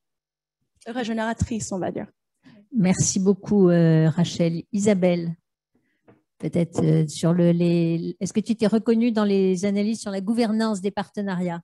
Tu n'entends pas, peut-être, si? Ah, tu es en mute encore. Voilà, merci. Il faut me donner la main, effectivement, pour que je puisse activer le micro. Donc, merci beaucoup. Oui, moi, je trouve que, enfin, surtout dans la diversité de nos activités, de nos maillons de chaîne de valeur, etc., en fait, on se reconnaît bien dans également tous les partenariats. Donc, je pense que ce qui est important, c'est vraiment à chaque fois de définir, c'est-à-dire que on a des partenariats techniques également. On a été cité autour de la table ronde également. On développe les Sustainable Aviation Fuel avec Total également. Donc, à un moment donné, la logique de partenariat, elle est bien là, c'est de trouver des pairs avec lesquels on va avoir des projets et des objectifs communs. Et je pense que c'est particulièrement vrai sur l'économie circulaire. On n'a pas réussi à le faire avant ces dernières années, on va dire, à avoir des vraies dynamiques territoriales d'économie circulaire, etc. Et je pense que c'est parce qu'on est tous devant un syndrome qui est un petit peu, c'est l'affaire des autres. Et donc, si on s'attend les uns les autres, en fait, c'est logique qu'on n'y arrive pas. Donc, cette dynamique partenariale, elle est là, quel que soit le niveau, en fait, d'égal à égal, avec des petites structures à l'échelle du territoire, dans une filière comme Circolab que j'ai décrit. C'est effectivement les différents niveaux qui ont à chaque fois des objectifs variés, en fait. Mais je crois que ce qui compte, c'est que pour lutter contre ce syndrome, c'est l'affaire des autres, c'est de réfléchir et de raisonner chacun dans sa zone de pouvoir. Et ce que nous permet cette logique de partenariat, c'est d'élargir en fait notre zone de pouvoir. Donc on se met avec d'autres pour effectivement avoir un champ d'action plus large. Et la logique de partenaire, enfin nous on s'y reconnaît bien sur beaucoup de sujets, mais elle est particulièrement vitale sur l'économie circulaire si on veut que ça fonctionne en fait. Merci beaucoup. Alors, vous avez bien compris que vous aviez ici seulement un petit échantillon des nombreux exemples qui sont présents dans la plaquette, la publication, les partenariats socles de l'économie circulaire. Et je vais donner la parole maintenant. Restez ici parce qu'on va ensuite, il y aura les questions-réponses et les questions de la salle. Mais je vais donner la parole à Benoît Gallo, qui donc est le nouveau responsable du pôle ressources dans l'équipe d'EPE et numérique aussi, histoire de montrer que les plateformes vont être en de bonnes mains. Et qui va vous présenter cette publication rapidement. Bonjour à tous, merci Claire. Effectivement, je voudrais commencer cette présentation premièrement par des remerciements. Effectivement, j'ai rejoint EPE récemment et beaucoup de personnes ont travaillé avant moi sur ce projet. Chez EPE, au sein de la chaire économie circulaire de BSCP Deloitte, et aussi voilà, beaucoup de représentants des entreprises d'EPE. Voilà, je tiens chaleureusement à les remercier. Cette publication est le fruit de 3 ans de réflexion menée à bien par EPE et ses membres au sein de la commission ressources naturelles, qui était alors présidée par Rachel Colbé, directrice RSE de groupe Univivo, qui nous fait le plaisir de sa présence aujourd'hui. Les travaux conduits par ce groupe de travail montrent l'ingéniosité employée par les entreprises membres d'EPE pour dépasser les contraintes au déploiement de l'économie circulaire, des contraintes économiques, des contraintes réglementaires, des contraintes en lien avec des incertitudes de marché, avec la persistance de barrières psychologiques et de défis technologiques. Tu es en plein écran, tu peux y aller. Est-ce qu'il y a une possibilité de partager cette... Donc l'observation de 27 démarches d'économie circulaire montre que les partenariats sont une vraie solution pour déployer l'économie circulaire. Les objectifs poursuivis sont variés. On le voit sur cette planche.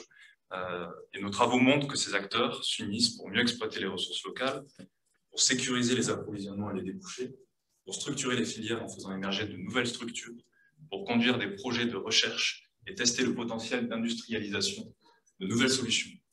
Ils s'unissent aussi pour faire naître de nouvelles chaînes de valeur à l'échelle nationale ou internationale. Nos travaux suggèrent clairement que l'économie circulaire requiert plus d'intelligence, de coordination, de flexibilité et d'innovation. En résumé, l'économie circulaire fait appel à de nouveaux modes de fonctionnement que les entreprises d'EPE explorent et qui sont pour beaucoup illustrés dans cette publication. Et donc l'analyse du fonctionnement et des modèles de gouvernance de ces initiatives, qui s'est naturellement fait en partenariat avec la chaire économie circulaire de l'ESCP Deloitte, voilà, montre parmi ces 27 exemples concrets que les partenariats se structurent autour de 3 principaux modèles de gouvernance: centralisés, distribués, qui regroupent en fait les 2 modèles de gouvernance présentés par Valentina, l'Alliance et le modèle de gouvernance mutualisé, et enfin le modèle de gouvernance sous forme de plateforme numérique. En résumé, cette publication montre que les partenariats se présentent à la fois comme le résultat et une solution pour renforcer les collaborations au service du déploiement de l'économie circulaire et plus largement de la transition écologique. J'espère que vous êtes intéressés par la lecture de ce document qui vous sera distribué à la fin de cet événement. Voici. Je vous remercie de votre attention et je vous souhaite une bonne fin d'événement. Merci beaucoup. Voilà, eh bien, la parole est à vous avant d'applaudir. Et donc, vous avez tout un panel qui peut répondre à vos questions sur les difficultés, ce qui a marché, les leçons qu'ils en tirent pour d'autres opérations. Et donc, n'hésitez pas à lever la main. On va faire ça à l'ancienne. Hein, il n'y a plus de lever la main. Enfin, on a les participants à distance ne lèvent pas la main, si je me rappelle bien. Voilà. Donc, vous avez l'exclusivité. Vous avez fait l'effort de venir et vous pouvez poser vos questions.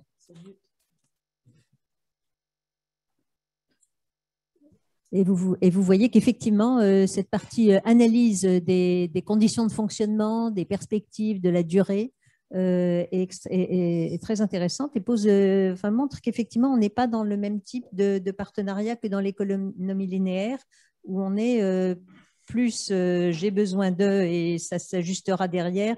Et ça c'est intéressant, Claire, parce qu'on venait de dire les choses sont en train de changer, mais en fait, nous, ce qu'on voit émerger aussi, c'est que le fait qu'il ne s'agit pas de projets comme n'importe que d'autres projets de nature exclusivement économique, mais qu'il y a un enjeu, l'enjeu du bien commun, l'enjeu de la préservation des ressources, l'enjeu parfois aussi de la contrainte réglementaire, affecte quand même aussi la façon de collaborer dans le bon sens. Dans le bon sens.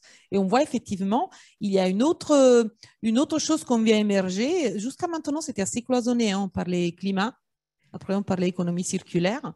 Là, je pense que cette prise de conscience déjà du rôle que l'économie circulaire peut jouer dans l'adaptation ou disons dans la réduction des effets du changement climatique commence à se développer. Il n'y a pas encore beaucoup d'études, mais il y a 1 ou 2 études récentes qui sont sorties qui chiffrent à hauteur de 52% l'impact que l'économie circulaire, donc vraiment la façon de moins extraire de ressources, de le réutiliser et donc de tendre vers ce découplage entre activité économique et utilisation de ressources, compte pour 52% du changement climatique. Donc là, je pense que c'est bien que l'économie circulaire rentre sous le parapluie, pardonnez-moi le terme, du changement climatique, parce qu'en fait, c'est quand même la thématique qui aujourd'hui arrive peut-être à fédérer plus que d'autres thématiques. Effectivement, il n'y a pas vraiment de rareté. Pour beaucoup de ressources, il n'y a pas une énorme rareté. Il faut aller les chercher. Ça coûte de l'énergie, c'est mauvais pour le climat, mais on a plus un impact climatique à aller chercher toujours des ressources neuves. Non, ce n'est pas de la rareté au sens strict du terme, comme pour les terres rares, qu'on les appelle rares. Elles sont tout sauf que rares. Mais le coût environnemental, le coût social et même de plus en plus le coût d'exploitation économiques sont telles que la question de la rareté de ressources doit être appréhendée dans sa globalité. Ne soyez pas timide. Oui, voilà. Merci. On va commencer par mademoiselle. Madame, pardon, c'est plus mademoiselle.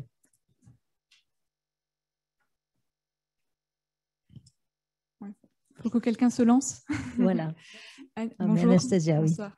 Anastasia Wolf, je travaille à la DRIEAT, c'est un service de l'État sous l'autorité du préfet de région en Île-de-France et qui met en œuvre les politiques en matière d'environnement notamment.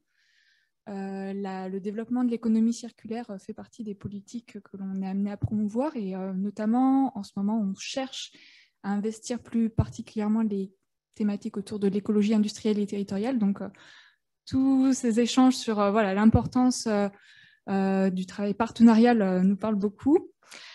J'avais 2 questions un peu plus spécifiques. notamment sur quels sont les outils contractuels qui sont privilégiés pour formaliser du coup ces partenariats. Aujourd'hui, voilà, quels sont les outils contractuels que vous investissez le plus. Et vous avez évoqué un peu plus tôt le rôle des indicateurs avec des précédentes publications de PE sur ce volet-là. Est-ce que, dans le cadre de vos partenariats, vous avez aussi des indicateurs communs pour objectiver en fait la performance environnementale du partenariat? Qui veut se lancer? Karine, peut-être? Oui, alors nous, on a en effet toute une série de modèles. Il y a un modèle qu'on aime bien, c'est celui de la JV, ou en bon français plutôt de la société dédiée, où au moins il y a une gouvernance claire, on se met d'accord avec l'autre acteur, on crée une société ad hoc, c'est ce qu'on a fait par exemple dans le cadre du partenariat avec Yara. On crée une société ad hoc et on sait à combien elle est détenue par chacun, qui fait quoi en termes de gouvernance. Donc on aime bien que les choses soient claires, parce que voilà, partenariat ne veut pas dire non plus avancer à tâtons. Donc on aime bien les JV, les sociétés dédiées, et on aime bien aussi les indicateurs. Évidemment, dans une entreprise, on a tous des indicateurs de suivi, des KPI en mauvais anglais, de se donner un certain nombre d'indicateurs de succès pour voir si le partenariat a du sens ou pas, parce qu'on ne fait pas un partenariat juste pour le faire. Il nous est arrivé dans le passé de voir que certains partenariats ne fonctionnaient peut-être pas, et puis de se dire d'un accord mutuel qu'on passait à autre chose. Donc, on aime bien aussi avoir des indicateurs de suivi pour voir si ça avance ou pas. Je pense qu'on a tous à peu près le même type de gouvernance. Je voulais réagir sur ce point parce que ça me paraît important. Quand vous avez des démarches distribuées comme d'écologie industrielle et territoriale, commencer par les contractualisations, ce n'est pas si évident. Parce qu'en fait, il faut identifier ces flux entre différents acteurs, il faut vraiment faire le mapping de ces flux, il faut favoriser les échanges. Donc, en fait, plus que la contractualisation dans les démarches multi-acteurs, bien sûr, pas comme dans les joint ventures, ce qui compte, c'est qu'il faut qu'il y ait un acteur qui joue le rôle d'orchestrateur, qui d'abord identifie ces relations et les flux, après il les fait vivre, après il les fait évoluer. Effectivement, on est 2, on est 3, après on devient 15. On voit très bien que les démarches d'écologie industrielle et territoriale ne sont pas nombreuses à survivre dans le temps. On parle toujours de Kalundborg au Danemark, mais parce que Kalundborg, ils sont paumés dans un coin au Danemark. Ils avaient vraiment une proximité géographique telle que la coordination s'est faite presque spontanément, mais même dans leur cas, après 15 ans de vie presque spontanée, ils ont dû créer une association qui prennent en main un peu l'animation du réseau. Et pour les indicateurs, j'avais un autre point qui me paraît très important. On parle beaucoup aujourd'hui de partenariats vraiment sur des projets concrets de transformation. Mais moi, je tiens à dire un mot sur l'importance des démarches collectives, comme dans EPE ou dans d'autres instances, même au niveau des filières, dans lesquelles il faut créer ces outils collectifs de l'économie circulaire, sur la standardisation des données, sur les métriques, sur comment on s'empare de sujets émergents. Aujourd'hui, il y a Marcus, un de nos doctorants, qui travaille sur la réparabilité. L'indice de réparabilité, c'est un bel exemple, mais on n'est qu'à l'étape 1. Il existe, tout est écrit, mais qu'est-ce qu'il va devenir une fois que les acteurs vont s'approprier de cet indicateur et tout ça. Donc oui, pour les indicateurs, il y a beaucoup d'ingénierie de filière, même au niveau production d'outils et de métriques à faire entre plusieurs acteurs, décidément. Alors, il y avait une autre question. Pardon, Rachel. Non? Parce que j'ai donné mon micro pour les questions. Et je vais juste, donc je suis bien d'accord. Et peut-être ce qui est intéressant, c'est que maintenant, on étudie aussi pour aller encore plus loin sur le type d'indicateur qu'on suit. Et donc, vous connaissez certainement la performance multicapitaux, où on commence à travailler sur des indicateurs qui vont vraiment regarder l'impact à la fois social, économique et environnemental. Et je le cite simplement pour dire que par rapport maintenant qu'on commence à voir à quel point c'est un nexus qui combine à la fois le changement climatique, biodiversité et ressources, c'est que dans des projets où je suis, on commence à s'ouvrir. Donc si au départ on suivait des indicateurs un peu évidents par rapport à ce qui était l'objet du partenariat, maintenant on s'ouvre vers d'autres indicateurs aussi pour s'assurer qu'on va avoir cette triple performance. Merci beaucoup. Voilà, il y avait une question là-bas. Oui, bonsoir. Je suis Elisabeth Cogny, société Madame Benchmark, je suis spécialisée en grande distribution. Donc, merci pour toutes ces initiatives qui donneraient à être optimiste. Moi, je suis hyper pessimiste. On a parlé plein de sujets. La production de plastique, elle augmente, ce n'est pas de votre faute. Hein. Vous êtes pour Non, rien. La consommation de pesticides dans l'agriculture en France, plus 25% les 10 dernières années. Le rapport du GIEC qui va nous tomber dessus, vaut mieux pas le lire si on veut dormir. Et du coup, ma question, c'est de dire, est-ce qu'il faut plus de réglementation? Parce que vous avez des initiatives importantes, voilà, vous accélérez sans doute. Est-ce qu'il faut plus de réglementation face à l'état des choses? Moi, j'ai fait un post LinkedIn, je me suis fait insulter par des entrepreneurs cow-boys en m'accusant d'être une pourrie régulationniste, pardonnez-moi, c'était mon terme, c'était lui qui l'a utilisé. Je suis absolument persuadée qu'on a une quantité énorme de pilotes, de petites initiatives qui se multiplient, c'est bien, mais si on veut que l'économie circulaire, je ne vais pas dire atteigne le même niveau que l'économie linéaire, mais arrive à jouer un rôle dans la préservation de nos systèmes, de nos écosystèmes naturels, c'est une régulation qui, pas seulement qui est contraignante, certes, mais aussi qui crée les conditions pour que cela arrive, on n'ira pas trop loin. Et je suis d'accord avec vous, le taux de changement, le taux de transition, si on veut utiliser ce terme, n'est pas aussi rapide qu'il devait l'être, et les courbes de réduction des émissions CO2 tout autre deviennent de plus en plus verticales. Donc, je ne suis pas pessimiste non plus, mais je pense que ces moments et ces réflexions sont aussi un espace d'innovation, de co-création, c'est notre devoir de s'emparer de ces espaces. Mais je comprends votre commentaire. Nous, on a une source d'optimisme malgré tout. Nous, on plaide pour la régulation. Alors évidemment, on est quelque part jugé parti parce que plus il y a de régulation, plus quelque part nos métiers prospèrent. Mais en ce moment, il y a quand même toute la réglementation autour de la taxonomie au niveau européen qui vise à qualifier ce qui est vert ou pas. Et les activités qui ne seront pas vertes auront vraiment du mal à être financées. On voit ça aux États-Unis. Il y a des entreprises qui n'arrivent plus à trouver des prêts. Les banques ne veulent plus leur prêter parce qu'elles n'ont pas suffisamment d'engagement ESG. Donc nous, la taxonomie, c'est un vrai espoir quelque part pour nous. Qu'on ait quelque part véritablement quelque chose qui aiguillonne, parce que c'est souvent aussi par le financement que ça fonctionne. Donc, je pense qu'il y a quand même une vraie prise de conscience au niveau européen avec le Green Deal pour essayer de faire un peu plus de taxation, enfin pas de taxation, pardon, de réglementation, voire de taxation avec la taxe carbone qui permettrait aussi d'orienter les comportements, parce qu'on parle d'économie circulaire. S'il y a une taxe carbone, ça aide aussi à comprendre ce qui s'inscrit ou pas dans cette économie circulaire. Donc, il y a quand même plus de volonté politique probablement qu'il y a quelques années. Isabelle, tu veux peut-être commenter sur ton optimisme.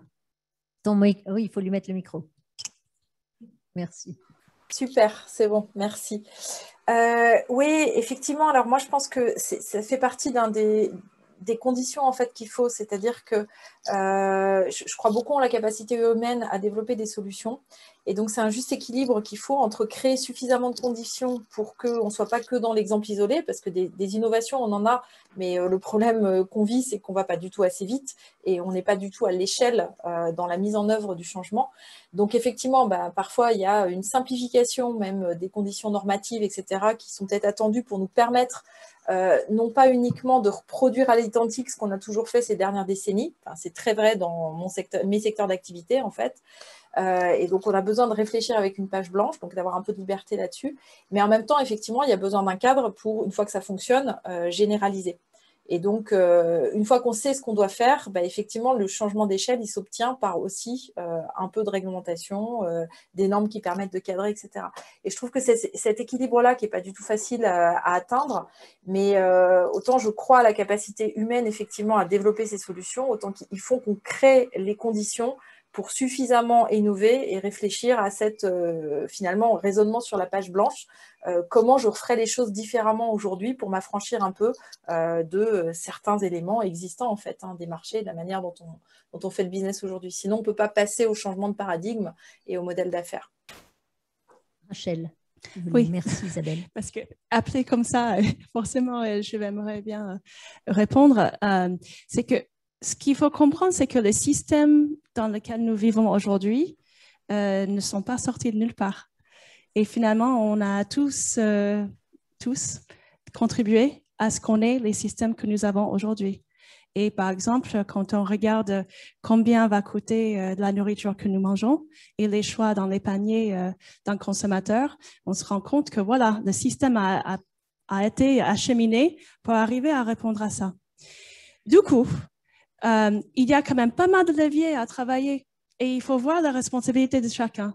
Il y a la responsabilité du consommateur, il y a la responsabilité de la manière qu'on gère les marchés, est-ce qu'on arrive à sortir, et voilà, il y a toutes ces différentes technologies, etc., qui sont importantes. Du côté agricole, ce qu'on espère par rapport à cette transition, c'est que oui, on trouve de l'incentive, j'utilise mon franglais, mais un booster, en fait, quoi? Un accélérateur qui permet à l'agriculteur de sauter, de faire le saut. Parce qu'aujourd'hui, on a de plus en plus de données, pas encore assez, mais de plus en plus de données qui montrent comment certaines pratiques, par exemple agroécologiques, permettront à se passer des phytosanitaires. Mais finalement, au cas où, souvent, c'est utilisé en précaution pour être quand même sûr qu'on va bel et bien arriver à faire les volumes qu'il faut dans le bon niveau de prix, etc. Au fur et à mesure qu'on arrive à avoir un peu cette sorte de bouée où on dit, si vous faites certaines pratiques, vous arrivez à séquestrer du carbone et on va vous payer pour ça. Et finalement, ce paiement pour ce service environnemental va aider à financer le prise de risque que va prendre l'agriculteur. On va entrer dans un système vertueux. Mais finalement, oui, ça va demander quand même l'effort de tous et on revient toujours à cet aspect de collectif et la manière qu'on doit être collectivement volontariste par rapport à ce qu'on veut voir advenir. Oui, peut-être pour apporter ma petite pierre à ce débat. EPE, effectivement, est spécialisé dans l'action volontaire des entreprises. Et la raison de ça, c'est qu'on considère qu'une réglementation marche bien si le terrain est prêt. C'est-à-dire s'il y a déjà des solutions, si on sait dans quelle direction il faut aller, comment ça va marcher. D'où l'importance de l'action volontaire pour expérimenter. Parce qu'ensuite, il peut y avoir d'abord une normalisation, si ça marche bien, ça peut se généraliser, mais ensuite, la réglementation peut être faite dans des conditions qui vont être stimulantes et bien fonctionner. Et des réglementations qui ne fonctionnent pas, ça existe. Le deuxième point que et je suis contente que c'est intéressant que vous soyez du secteur de la grande distribution, c'est qu'il y a un élément nouveau qu'on commence à percevoir, c'est qu'en fait, la transition écologique n'est pas l'affaire que des entreprises et des pouvoirs publics. Il ne suffit pas que les pouvoirs publics contraignent les entreprises. Il faut que le public prenne. Il faut que le public prenne sa part, achète. Je veux dire, on parle de produits réparables. Les produits réparables sont un peu plus chers que les produits neufs. Et la réparation, si quelqu'un a essayé de faire réparer une machine à laver, c'est pas loin d'être le prix d'une machine à laver d'un peu moins bonne qualité. Donc, on a besoin que le grand public s'approprie, s'embarque dans la transition écologique. Et aujourd'hui, il n'y a pas grand monde qui le lui a dit. Aujourd'hui, il sait qu'il faut trier les déchets, un peu moins de viande, mais il n'est pas encore compris qu'il y avait des gros gestes à faire aussi et que sans lui, les entreprises ne pouvaient pas faire parce que les marchés, on ne pousse pas sur une ficelle. Il faut que les marchés entrent dans ces logiques, achètent massivement des produits recyclés, ce qui n'est pas le cas.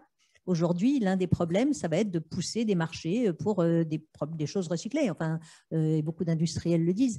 Donc c'est particulièrement intéressant votre intervention qui montre qu'en effet, la grande distribution est peut-être pas encore, enfin le grand public est encore un peu en arrière sur le fait, par ses comportements, de rentrer dans la transition écologique. Donc Claire, est-ce que je peux rebondir? D'être optimiste parce que vous êtes là et que vous posez la question. Oui, Valentina. Je veux rebondir sur ça parce que je pense que la valeur pédagogique de ce message est énorme. Et nous, on n'arrête pas, même dans nos cours, de le dire. Néanmoins, moi, je tiens toujours à essayer d'établir un peu les échelles de mesure et tout ça.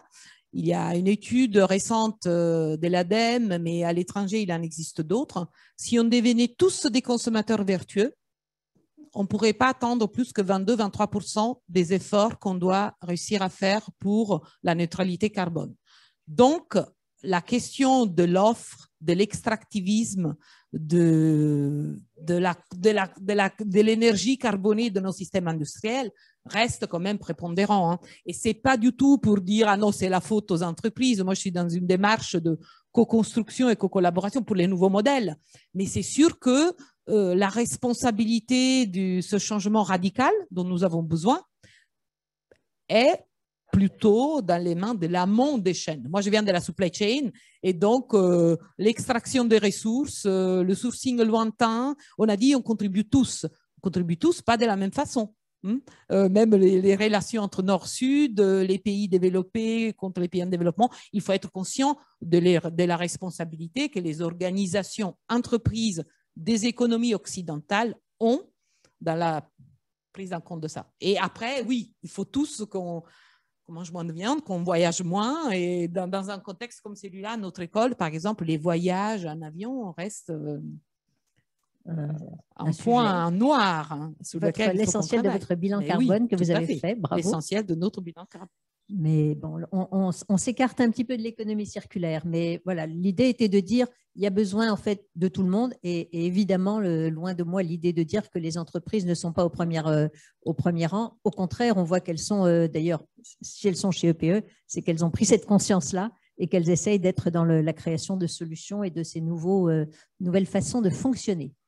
Est-ce qu'il y a une dernière question? Vous êtes bien timide, il va falloir reprendre l'habitude de conversation en direct. Mais il y a une question, pardon. Oui.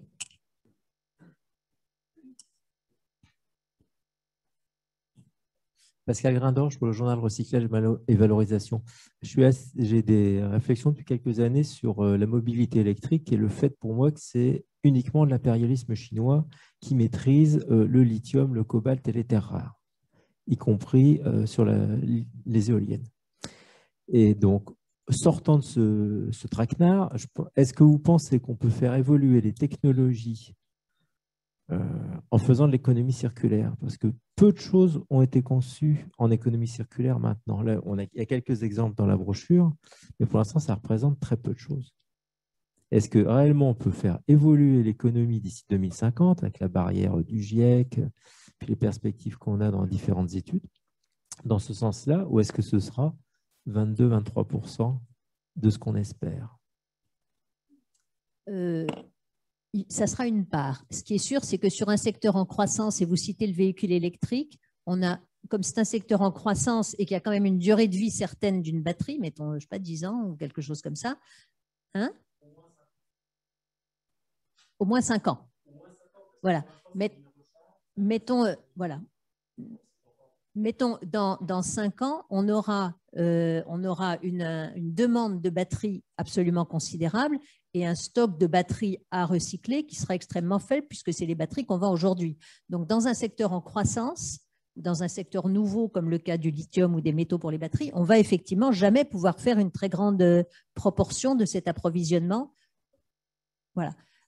Aujourd'hui quand même, et aujourd'hui on continue à construire, je veux dire même les ferrailles qui se recyclent très bien, comme elles sont stockées et que pour le coup une ferraille dans un bâtiment ou une ferraille ça a une durée de vie extrêmement longue, le recyclage ne constitue qu'une faible partie, qu'une partie modeste des besoins en matières premières. Enfin, vous trouverez ça dans la publication.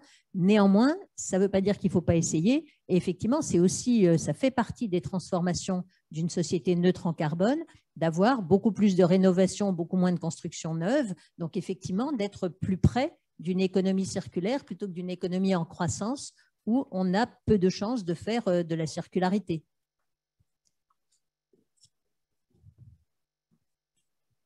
Il y a une étude faite par le BRGM sur le cuivre. Donc, depuis 1800, donc c'est un certain temps quand même, on a des statistiques mondiales sur la consommation de cuivre. Et on sait que la consommation mondiale de cuivre, hormis les 2 guerres mondiales, croît de façon très linéaire, je ne sais plus, c'est 2,5% par an, etc. Et on sait aussi que le cuivre est immobilisé à peu près 35 ans, que ce soit dans les systèmes électriques ou dans les réseaux de plomberie.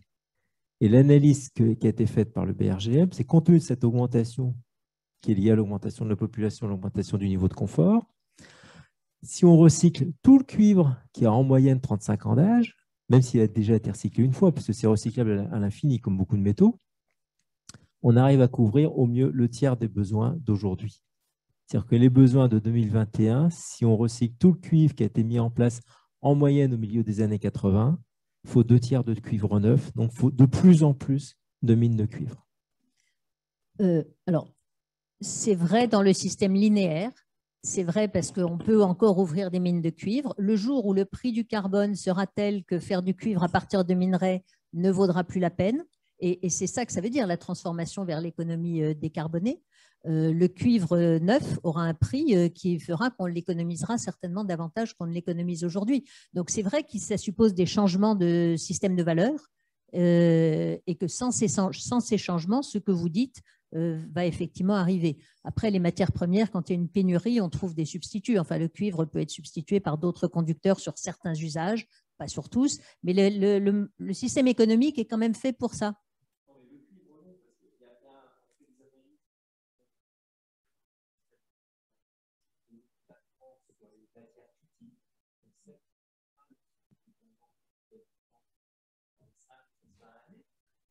Sur ces tableaux-là, ça vous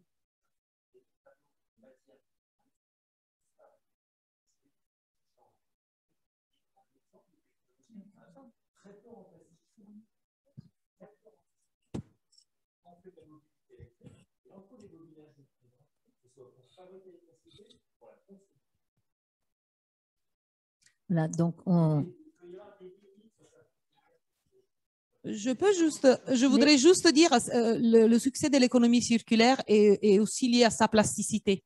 Et alors, là, à vous entendre, je lis que derrière l'économie circulaire, vous mettez essentiellement le recyclage.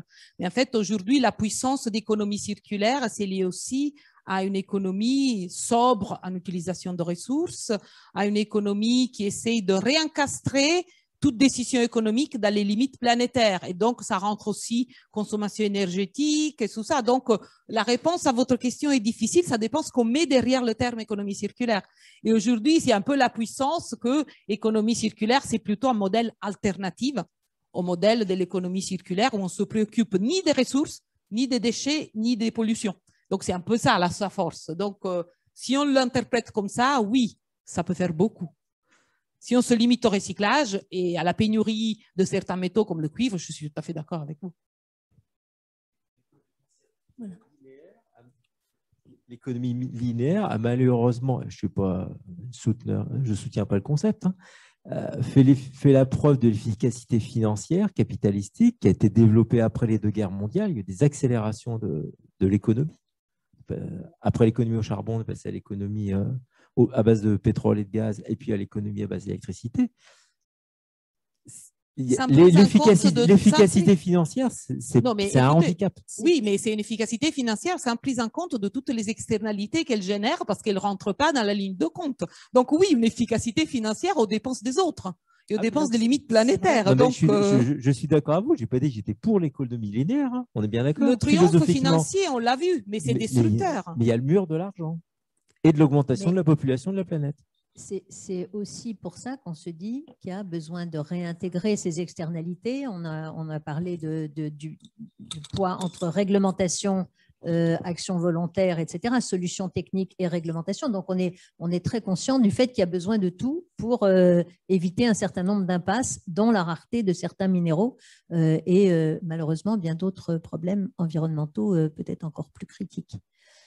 Mais en tout cas, je vais conclure pour dire que les travaux sur l'économie circulaire et les ressources, et d'ailleurs pas seulement l'économie circulaire, mais de manière générale, les travaux sur ce sujet des ressources, des besoins en ressources, de la poursuite du développement économique continuent au sein de PE, dans cette commission ressources, qui vient d'ailleurs de changer de président, et je suis ravie que Pierre-Yves Pouliken, directeur développement durable de Suez, vienne d'en accepter la présidence. Et donc, on peut penser qu'en effet, la dynamique recyclage va se poursuivre et se déployer et se pencher sur ces questions qui effectivement sont au cœur dans nombre d'esprits et que ce débat a continué à contribuer à bien ancrer dans les esprits.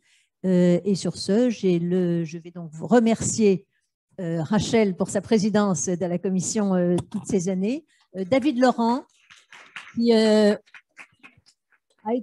assumé le début du travail de cette commission, a animé cette commission depuis son arrivée chez EPE et a été jusqu'à passer les micros ce soir pour assurer le service jusqu'à la fin. Mais merci surtout pour tous ces comptes rendus et cette animation de ces presque 3 ans. Et merci à vous tous d'être venus ce soir. Et vous pouvez bien sûr continuer le débat puisqu'il y a un cocktail qui vous attend. Je crois qu'il est fléché et il faut suivre quelques personnes. Pardon, on a le mot du doyen, Franck Bournois, qui, voilà, pardon, excusez-moi, mais le remerciement à l'ESCP, voilà, on voulait quand même que Franck Bournois, devant un auditoire très intéressé par le monde économique, puisse intervenir. Il ne pouvait être qu'à distance, mais voici son intervention. Très court.